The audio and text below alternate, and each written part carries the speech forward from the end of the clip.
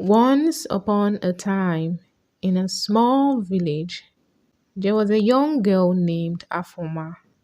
When she was only 5 years old, her mother died. Her father, seeking companionship and someone to care for Afoma, remarried shortly after. However, his new wife turned out to be a cruel and heartless woman. From the moment she entered their home, Afoma's stepmother made her life miserable. She would seize every opportunity to mistreat the little girl, denying her food whenever her father wasn't around to notice. When Afoma turned 16, her father became very sick and died. Afoma was left with her stepmother and two step siblings who treated her like she didn't belong in the family. 3 months after her father's burial, things became worse. The family did not have enough money to buy food. The stepmother struggled to feed her own children and began to see Afoma as a burden. In order to raise money, she sold Afoma as a slave to a rich woman in another village. The woman who bought Afoma was called Akunna. She had a daughter named Uzamaka, who was the same age as Afoma. Uzamaka was very beautiful but very lazy. She never wanted to help her mother with housework. Uzamaka believed that such work was not meant for someone like her. She thought it was only for slaves. Akuna loved her daughter very much because Uzamaka was her only child. She wanted to make her happy at all costs. So, when Uzamaka said she wanted a slave to do all the housework, Akuna agreed. That was why she bought Afoma. In Akuna's house, Afoma had to do all the chores. Her days were long and full of hard work, but she did not complain. One morning, the day had barely gotten bright when Afoma made her way to the stream to fetch water. She was not feeling well, but she had no choice. No one would do the chores for her, and even if she tried to complain that she was sick, no one would believe her. When she returned from the stream, Akuna's angry voice filled the air. Without a second thought, Akuna grabbed a stick and began to beat her. Akuna was furious that Afoma had taken so long at the stream. She scolded her for making Uzamaka wait too long for breakfast, saying that Uzamaka liked to eat as soon as she woke up. There were many days when she went to bed hungry as a form of punishment. Sometimes she was denied food for an entire day. She had grown used to the treatment, but that morning felt different. Her body was weak from illness, and the weight of the work she had to do made her heart ache. She felt a deep sadness, a pain that wasn't just from the beating, but from the unfairness of her life. 2 days later, Afoma's condition worsened. Her body, already weak from illness and overwork, could no longer bear the stress. While she was sweeping the compound in the morning, she suddenly collapsed to the ground. When Akuna stepped outside and saw Afoma lying motionless, she assumed the girl was being lazy and had fallen asleep while walking. Without hesitation, she grabbed a cane and began flogging her, but Afoma did not move. Akuna began to feel uneasy. She became scared as she realized something was terribly wrong. Dropping the cane, she rushed out of the compound to fetch the village herbalist. The herbalist arrived not long after, carrying his bag of herbs and tools.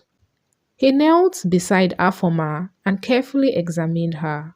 After a moment, he told Akuna that Afoma was still alive but gravely ill. He explained that her body had given out from sickness and exhaustion, causing her to faint. The herbalist brought out a small bottle filled with a bitter herbal mixture and poured some into Afoma's mouth, raising her head gently to help her swallow. He assured Akuna that Afoma would wake up in a few hours. Just as the herbalist had said, Afoma opened her eyes a few hours later. In the evening, the herbalist returned carrying a bundle of carefully prepared herbs. He handed them to Akuna and explained how they would help Afoma regain her strength. He also told Akuna that Afoma must not walk while she was still recovering. Finally, he told Akuna the cost of his services. Akuna's face tightened in displeasure when she heard the price. She felt it was too much to spend on someone she considered nothing more than a slave. But she couldn't refuse in front of the herbalist. She didn't want to appear cruel and uncaring. Reluctantly, she handed over the money, though her heart burned with resentment. After the herbalist left, Akuna looked down at Afoma with an angry face. She was upset about the money she had given to the herbalist. To her, it was a waste to spend such an amount of money on someone like Afoma, who was just a slave. Akuna decided that Afoma could only rest for that day and the next day. She made up her mind that after those 2 days, Afoma would have to get up and start working again, no matter how she felt, and that she would not only work at home, she would go out to work for people and get paid. Akuna told Afoma that she had to pay her back the money she gave to the herbalist. 2 days after resting, Afoma forced herself to start working again, even though her body was still weak. She felt tired and sick, but she had no choice. She did all the chores. When she finished, she left the house to look for work outside. Before she left, Akuna had told her that she must bring back money, and Afoma was very scared of what might happen if she returned empty handed. As she walked around, she asked people if they had any jobs for her. She hoped someone would let her sweep their compound or help carry something in exchange for money. But no one needed her help. She kept walking and searching, but there was no work anywhere. By evening, Afoma felt afraid. She didn't want to go back to Akuna because she knew she would be punished. A part of her wished she could run away forever, but she had nowhere to go and she was very hungry. She decided to go to the market. She thought maybe she could find food there or even a safe place to sleep for the night. When she got to the market, it was almost empty. Most of the traders had closed their stores and left. She saw an old woman packing up her things and decided to ask her for food. Afama wasn't sure if the woman would help or chase her away, but she was desperate. To her surprise, the woman gave her some food from her basket. Afama was so hungry that she ate everything quickly, finishing in just a few minutes. After eating, Afama noticed the woman's basket was full of cocoyams. It looked heavy, so she offered to help carry it. The woman said the journey to her house was far and told Afoma to go back home instead. But Afoma explained that she couldn't go back to Akuna because she would be punished.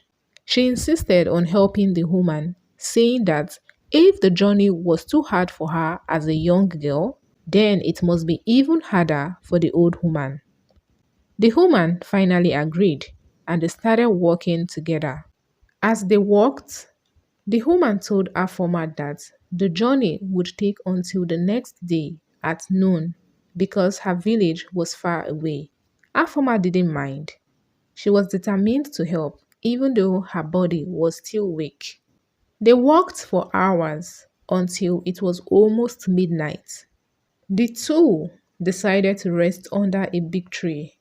Afoma lay down on the grass and thought about her life.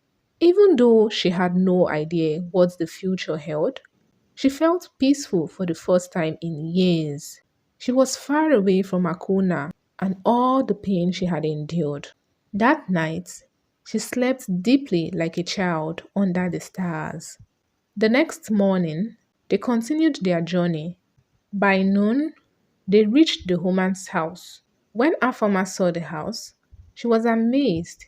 It was the most beautiful hut she had ever seen. It was big, clean, and surrounded by flowers. The woman welcomed Afoma into her home and gave her more food and water. Afoma ate until her stomach was full, feeling grateful and happy.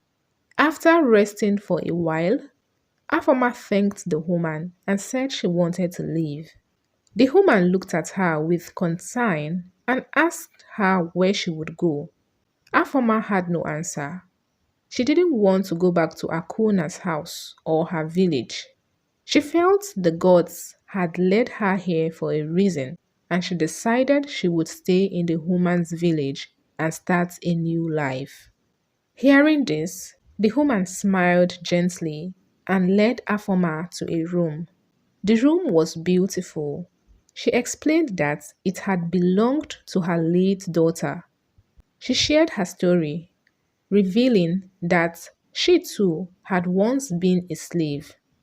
After escaping her master, she married a kind man and they had a daughter together.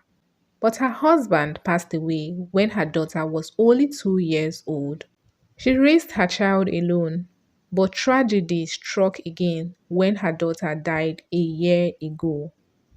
Since her daughter's death, the woman had been overworking herself, hoping to fall ill and join her family in the afterlife. But despite her efforts, no sickness had come, and she had lived on in loneliness. She told Afoma that fate had brought them together. She welcomed Afoma as her own daughter. She told her to see the hut as her new home and call her mother. For the first time in years, Afoma felt a glimmer of hope, knowing she had found not just shelter, but a family. Afoma's life changed completely after she started living with the woman who introduced herself as Mama Nkechi. Mama Nkechi showered Afoma with kindness and love, giving her the warmth and guidance she had missed for so long. Afoma's life, once filled with pain and suffering, was now full of love, happiness, and purpose. She often thought about her past, not with bitterness, but with gratitude for how far she had come.